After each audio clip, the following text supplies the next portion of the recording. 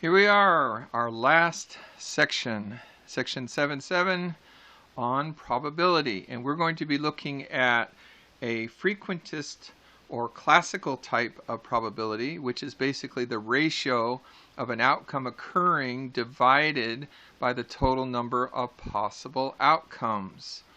For example, the chance of rolling a 5 with a single die is 1 in 6. Or 1 over 6, or 16.7%. Now, an impossible event has a probability of 0, and an event that is certain to occur has a probability of 1. And this is a really important point here. Probability is always going to be between 0 and 1. Generally, it's going to be written as either a fraction or decimal, or it can be written as a percentage, but the bottom line is it can't be more than 1. So if you have an answer in which the numerator, the top part, is bigger than the denominator, if you have an answer that is more than 100%, then you have made a mistake in doing a probability. Probability always has to be less than 1. Alright, so we have some vocabulary. We have an event, any collection of outcomes of a procedure, which can be more than one thing at the same time. A simple event is something that cannot be broken down into simpler components. So for instance, this could be what you get when you roll a single die, but it could also be what you get by rolling a pair of dice, because what you're looking at is the sum of the two dice. A sample space is the collection of all possible simple events from a procedure. When you see something written in this form, P of A, we call that the probability of simple event A occurring. When you put a line on top, that's the probability that it will not occur. And sometimes instead of a line, they put a little apostrophe. The not A, P of not A, is also called the complement of event A. Now, as I said, we're doing classical probability here, which is we're assuming a procedure has n simple events, and each of those events has an equal chance of occurring, and so the probability of A equals S over n. And generally, we think of S as being the success case. Now, in this context, success does not necessarily mean that it's a good thing. In other words, you could be looking at the probability of winning, a good thing, or you could be looking at the probability of losing, not so good a thing. But in either case, what you're focused on, that would be the S part. The N, on the other hand, is all possible occurrences. If you're looking at the odds in favor of an event, that's PA over P not A. And if you're looking at the odds against an event A occurring, then that's P not A divided by PA. Alright, now we're going to get into some rules. First we have the addition rule, the probability of A or B occurring, or even that they both occur at the same time. This is an inclusive OR because it includes the both case. Previously we considered single events. This part considers compound events. In other words, you've got more than one thing that you're interested in. When considering compound events, make sure to not count the same event twice. So, for example, let us look at this table for a polygraph test. Over here we have the results of the polygraph. Positive, the test said the subject lied. Negative, the test said the subject did not lie. But over here we have what actually occurred. In other words, regardless of what the polygraph said, the subject may not have lied, or they may have lied. And so between these four categories, we have 4 boxes. Now, let us suppose that we're looking at the probability of a positive test result or the subject lied. So here's our positive test result. These two fit the positive test result. And then, or the subject did lie, that's these two, fit the did lie situation. Now, we add up all the possibilities that fit either one of those. We get 66 of them. We add up all 4 boxes because that includes all possible outcomes. That's the 98. And 66 divided by 98 is 0.673 or 67.3%. Note, the total number of positive test results or subjects who lied is not 108. Now you might say, well, where did 108 come from? Well, if you took these two guys, that'd be 57. That's the positive test result. And then you took these two, which would have been did lie, that's 51. 51 and 57 would give you 108. First thing to note is there's only 98 possible outcomes. You cannot have more successes than the total number of outcomes. That would be more than 1. It's wrong. The other problem is if you consider these two and then these two, they included the 42 in both cases. In other words, this is a both case. And as I mentioned up here, make sure to not count the same event twice. In other words, the event in which it is a positive test result and the subject did lie at the same time, a true positive, then we don't want to count that event twice. A false positive means the test said positive, but the subject actually did not lie. That's why it's false. A false negative, the test said it was negative result. In other words, it says the subject did not lie, but it turns out the subject did lie, and so it's a false negative. A true negative is where there's agreement between the polygraph test and whether or not the subject did not lie.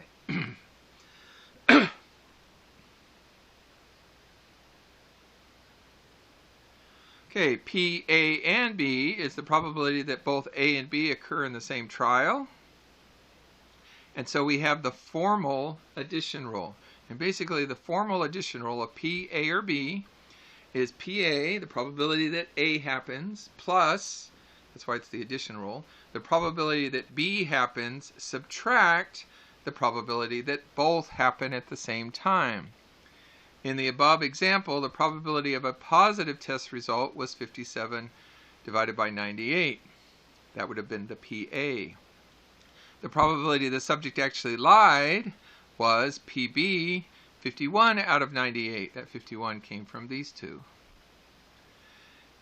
If I put those two together, of course, I'm going to have my 108 over 98, too much. So what I have to do is the probability that both were true, since this has a both, 42 over 98, I have to take this one, and then subtract that one, so C, which will give me my 66 over 98 as my true probability. Nothing was counted twice. Now, sometimes in a book you will find instead of an or an and, you have the U. The U stands for the union of events A and B, and if you turn the U upside down, it's the intersection of A and B. In other words, the intersection is just the part of the situations in which both are occurring at the same time. A little bit more vocabulary. The word disjoint refers to mutually exclusive events, which is another way of saying that the intersection, the both case, is 0. Sort of like, you can't be a Republican and a Democrat at the same time. You can be neither, but you can't be both of them at the same time. Bottom line, PA and P not A cannot be true at the same time. You can't be pregnant and not pregnant at the same time. So, P of A or not A has to equal 1, because this is all possibilities. Probability that A is happening or that not happening, that's your entire sample space. Rule of complementary events. PA plus P naught A has to equal 1, or P of A has to equal 1 minus P naught A, or P naught A has to equal 1 minus P of A. Okay, I know a lot of information on that first page. A little bit more. We're going to now look at a special situation which is called a binomial probability distribution. A binomial probability distribution is a procedure that has a fixed number of trials. The trials are independent, so that means what happens on one situation has no influence on the next. And each trial has only two outcomes, success and failure. Zeros and 1 in computer code, or on and off. Only two possibilities. So for instance, a binomial probability could not be something like hair color or eye color, because there are more than just two possibilities. The notation for binomial probability, S for success, capital S, so the probability of S, which is the lowercase p here, equals the probability of successes in one trial. N is the number of trials. PR is the probability of getting R successes in those N trials. So for example, if you were flipping a coin, it could be heads or tails. You might say, what's the probability of getting 6 heads if I flip it 10 times? The N would be the 10 times. The 6 would be where your R is. How many times did you get heads? Failure, F. Probability of failure is 1 minus P, and it's also called Q. The probability of failure in one trial. And of course, R, the number of successes in N trials, has to be between 0 and N, because N is the total number of trials that you had. So you could have no successes. Okay, you could flip a coin 10 times and none of the 10 times does it come up heads. Or they could all come up heads, all 10, but you can't go past that. You can't have it come up heads 11 times when you only flip it 10. There is a formula for binomial probability, and it's very similar to what we saw in an earlier section. Here's our NCR, and then our PR and our QN minus R. So that formula that you were looking at before when we did Pascal's triangle, that has the general form for a binomial probability. So let's look at a particular case here. Consider an experiment in which 5 offspring P's are generated from 2 parents, each having a green-yellow combination of genes for pod color. Suppose the probability of a P having a green pod is 0.75. What is the probability of getting exactly 3 P's with green pods when 5 offspring P's are generated? So in that case, our N would be 5. We're looking for 3 of the 5 to be green. Our probability of any one of them being green is 0.75, which means the Q, because again, the Q is always 1 minus P. That's the success probability, that's the failure probability. So if that's 0.75, 1 minus 0.75. In other words, this equals 1 minus P. 1 minus the 0.75 gives me the 0.25.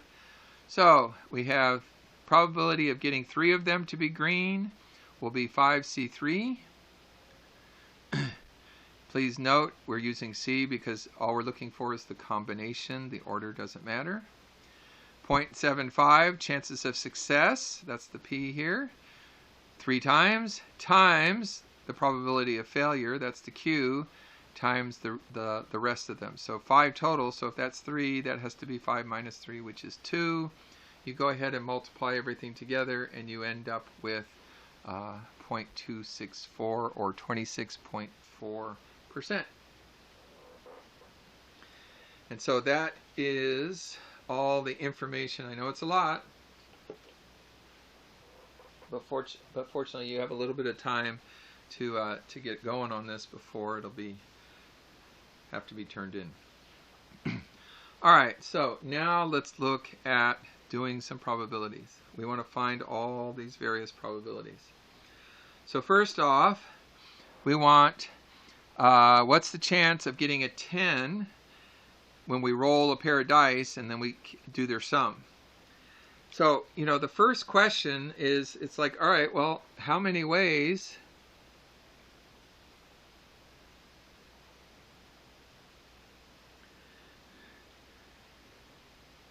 to roll a 10? Okay, and that would go on top. Okay, and likewise, well, you know, there's only a few ways. You could do 5 and 5, of course, by the 2 dice. You could do 6 and 4 with the 2 dice, or you could do 4 and 6. Those are all the ways to get a 10. There aren't any other ways because, you know, if this one goes down to 3, well, die only has 6 sides. It only goes up to 6. So anything outside of those 3 would not be equal to 10. So that's what's going to go on top, that 3. We also need to know how many total outcomes there are.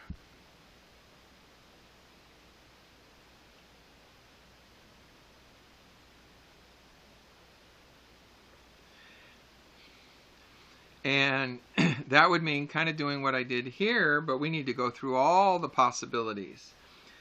So we will do what's called build a sample space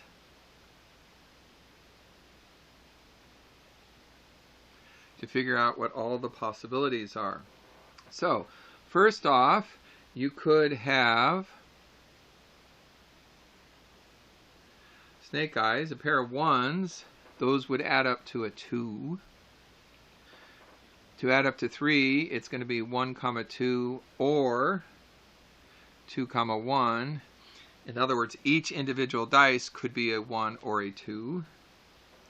To get a 4, well, we can have 1, 3, 3, 1, and 2, 2. To get a 5,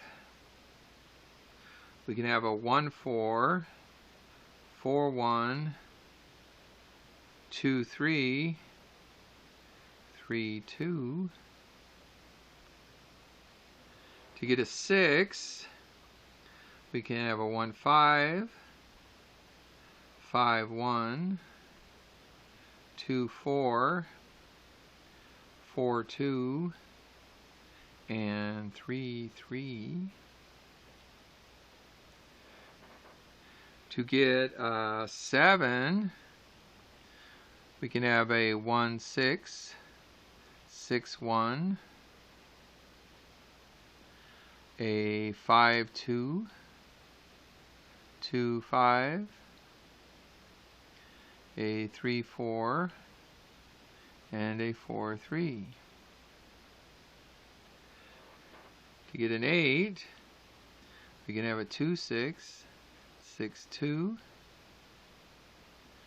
5, 3, 3, 5, and a 4, 4. You get a 9, 3, 6, 6, 3, 5, 4, 4, 5. A 10, 4, 6, 6, 4, 5, 5. Only 2 ways to get an 11, 5, 6, or 6, 5. And only 1 way to get a 12, 6 and 6. So all the possible outcomes for rolling a pair of dice and then adding the 2 top sides together. So if we count them up, we have 1, 2, 3, 4, 5, 6, 7, 8, 9, 10, 11, 12, 13, 14, 15, 16, 17, 18, 19, 20, 21, 2, 3, 4, 5, 6, 7, 8, 9, 30, 2, 3, 4, 5, 6, 36 possible outcomes. So 3 ways to get a 10. 36 total outcomes.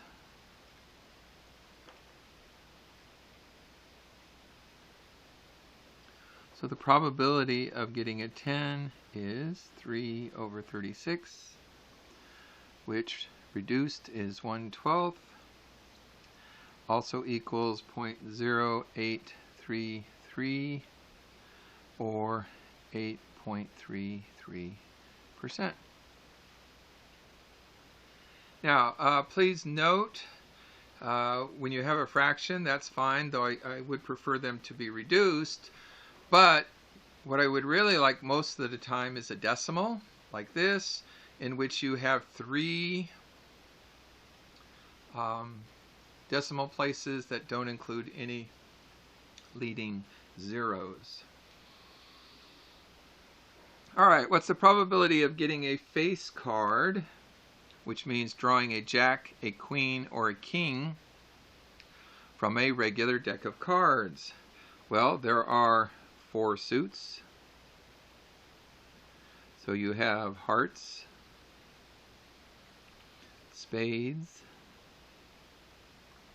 clubs, and diamonds. And each one of those suits has a jack, a queen, or a king. So the probability of getting a face card is the probability of having a jack, queen, or king. And by the way, this would be one of those disjoint cases because you cannot be a queen and a king at the same time. So we have 4 suits. We have 3 of them in each suit. So there are 12 possible out of the 52 regular deck of cards. So 52, which is also 3 over 13, which is also 0.231 or 23.1%. And this is the answer I would prefer to see.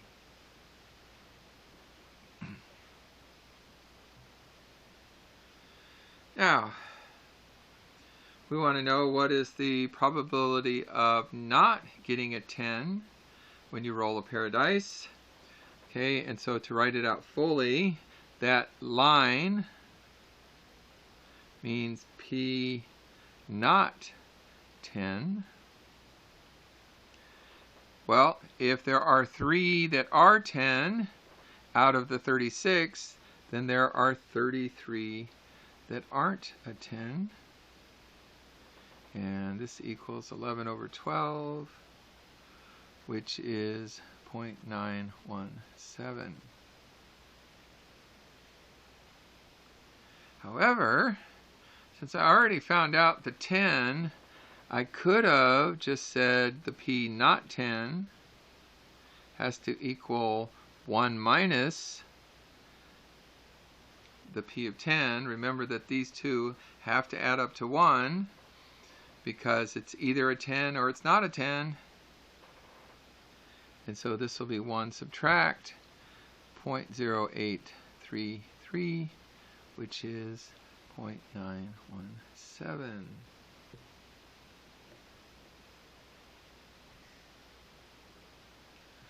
Okay, what are the odds in favor of rolling a 7 with a pair of dice? Well, first off, the odds of getting a 7 are 6 out of 36. So note 1, 2, 3, 4, 5, 6. And of course that's 1/6. The probability of not getting a 7 is the rest of them, 30 over 36, which is 5 over 6. So odds in favor are going to equal P of 7 divided by P of not 7, which is 1/6 over 5/6, which is 1/5. 0.2 or 20.0%.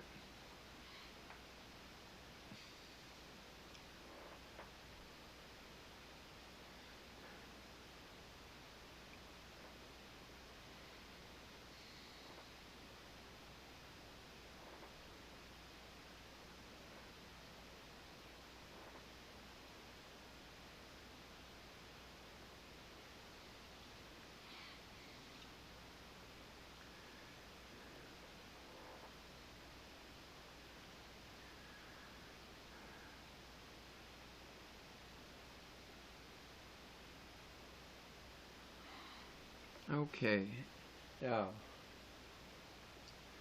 determine whether the following events are disjoint or not. Remember, disjoint means they can't be both at the same time. So Republican or Democrat, already mentioned, this would be disjoint. Can't be both. Randomly select a queen from a deck of cards and a spade from a deck of cards.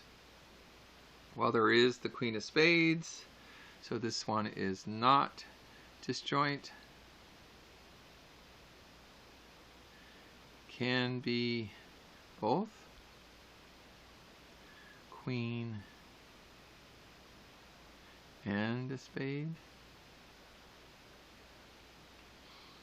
Randomly select someone who is wealthy and someone who is homeless, and this one is not disjoint. Now you might say, well, wait a minute, how can a really rich person be homeless? Well, it might be unlikely.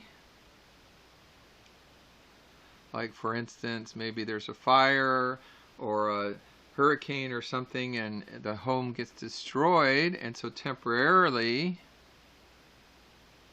they are homeless even if they are very well to do. So it may be unlikely, but that does not mean it's impossible. So some ideas about doing basic probability type questions. Let's try some others.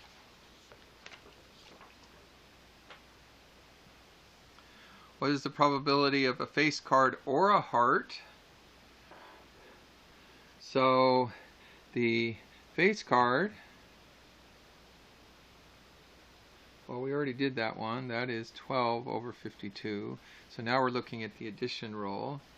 The probability of being a heart, well, that is 13 out of 52. Each of the suits has 13 cards in it, going from ace, 2, 3, 4, 5 up to 10, and then jack, king, and queen.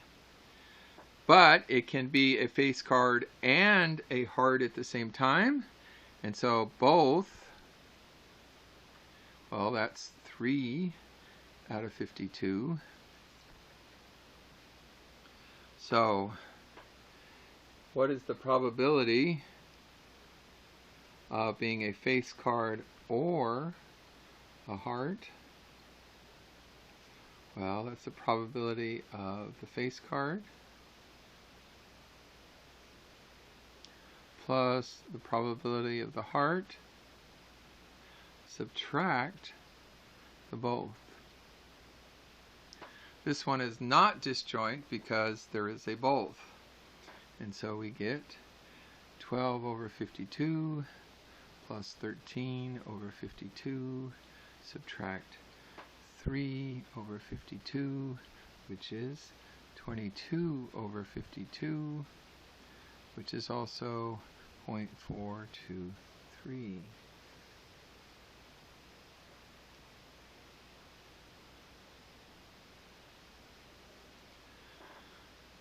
Alright, what is the probability of a roll of dice that it's less than 7, meaning the sum of the dice, 2 dice, is less than 7, or it's odd? Well, if we were to go back to our sample space that we had before,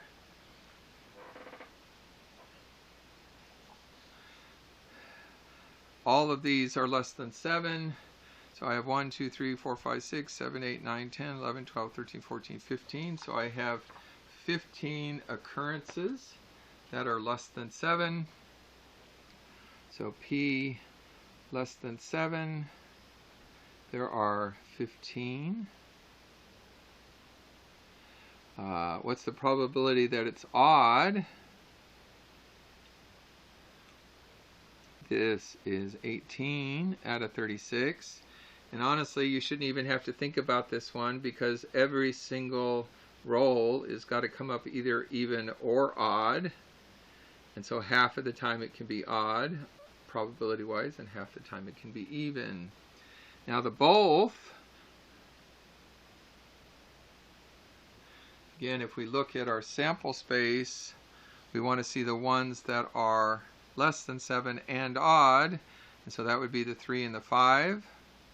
So 1, 2, 3, 4, 5, 6.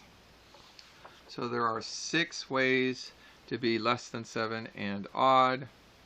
And again, the total number of outcomes is 36. So P less than 7 or odd is going to equal P less than 7 plus P odd, subtract P both, which is 15 out of 36 plus 18 out of 36, subtract 6 out of 36, which is 27 out of 36, which is 75%.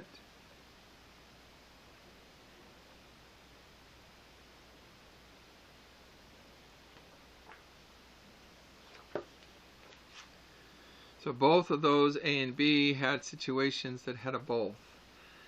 Okay, now let's look at one that is disjoint. Roll of dice that is less than 6 or more than 8. So you can't be less than 6 and more than 8 at the same time. So this one is disjoint. Again, not both. So first off, the P of less than 6. So if we look at our sample space again, 1, 2, 3, 4, 5, 6, 7, 8, 9, 10. 10 ways you can be less than 6. Our P of more than 8.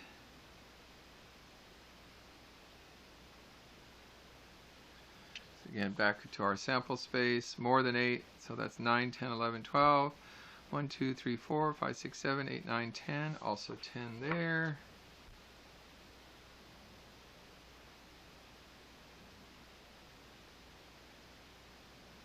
So P less than 6 or more than 8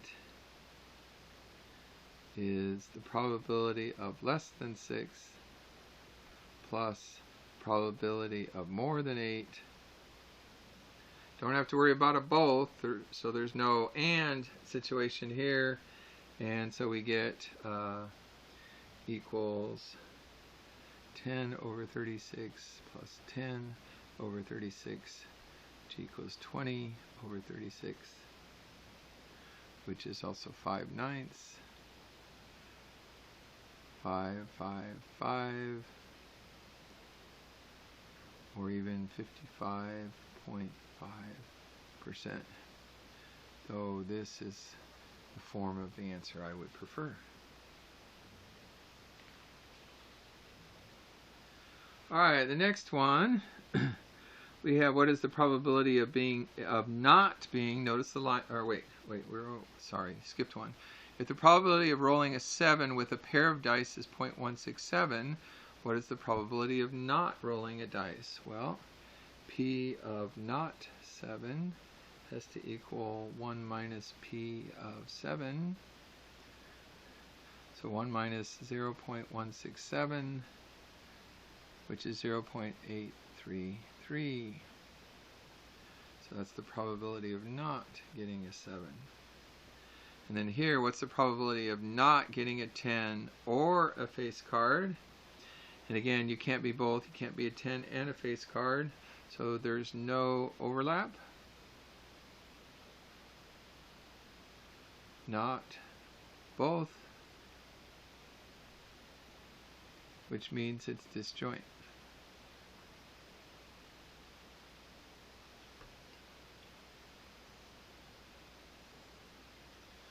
So, probability of 10 or a face card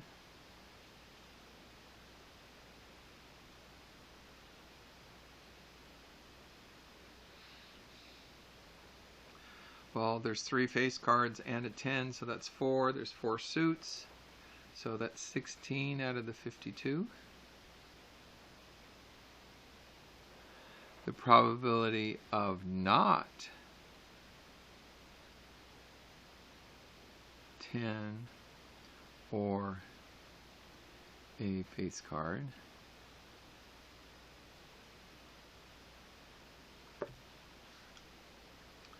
that'll be 1 subtract 16 over 52, which is 36 over 52, which is 69.2%.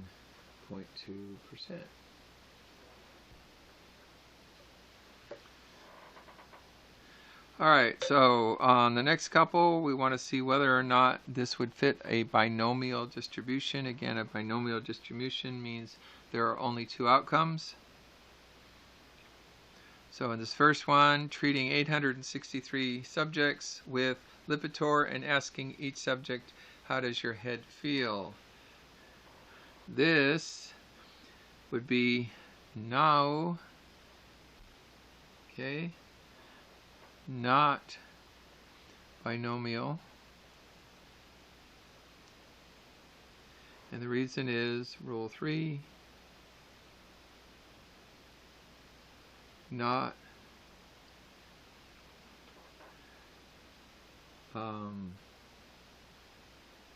only 2 outcomes. Treating 152 couples of the Y sort gender selection method and recording the gender of each of the 152 babies that are born. This, yes, it is a binomial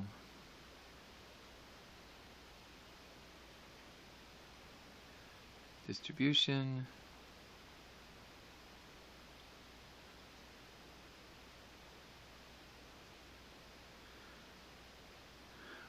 Only 2 answers.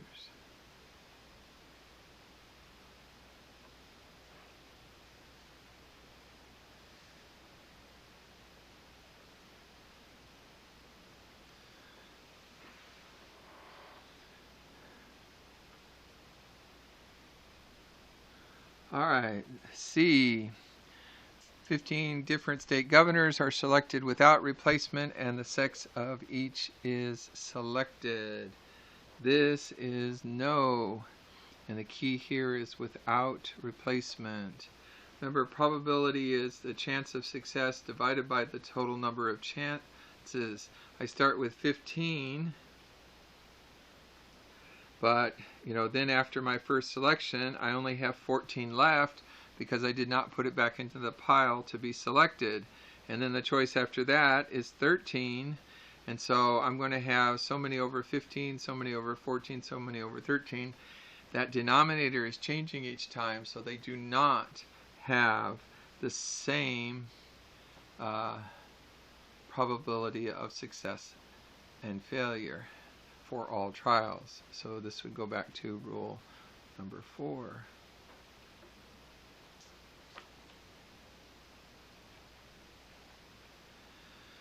Alright, we're going to actually calculate a binomial distribution now. Remember that the P of R is going to be NCR, and then P to the r and q to the n minus r in its general form. So in this case, we start with n is 5, so 5c1.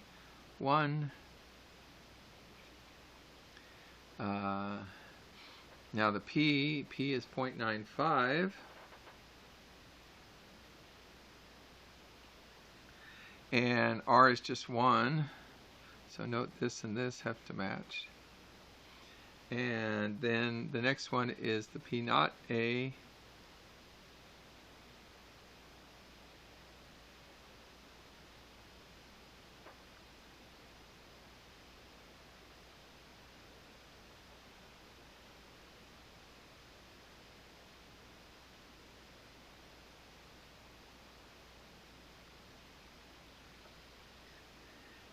And this equals 0.00003.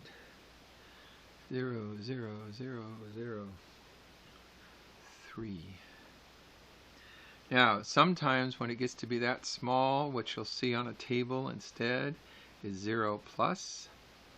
Please note, if you see a 0 plus, it does not mean that the probability is 0. It just means it's very, very unlikely.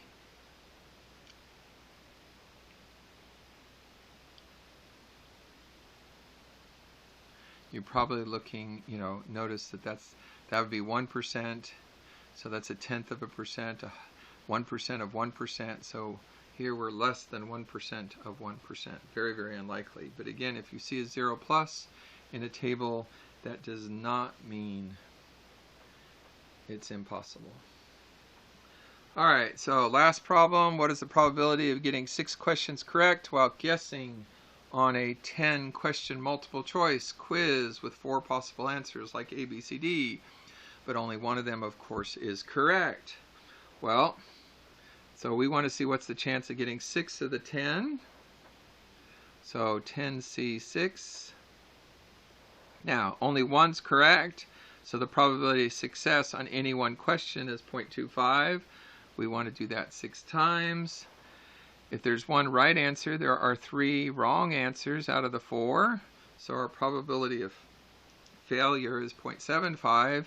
And of course, if we want 6 of them correct, then 4 of them will be incorrect.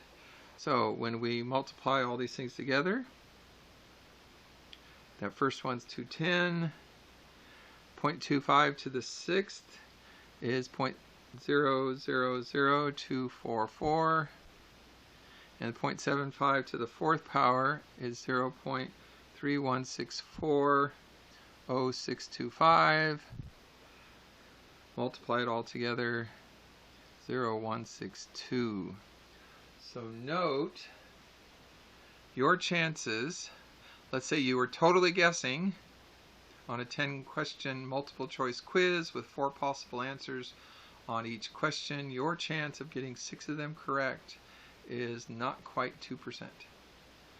The average person would think, well, hey, 1 out of 4, okay, I ought to have a 25% chance. Nope, it's actually 1.62%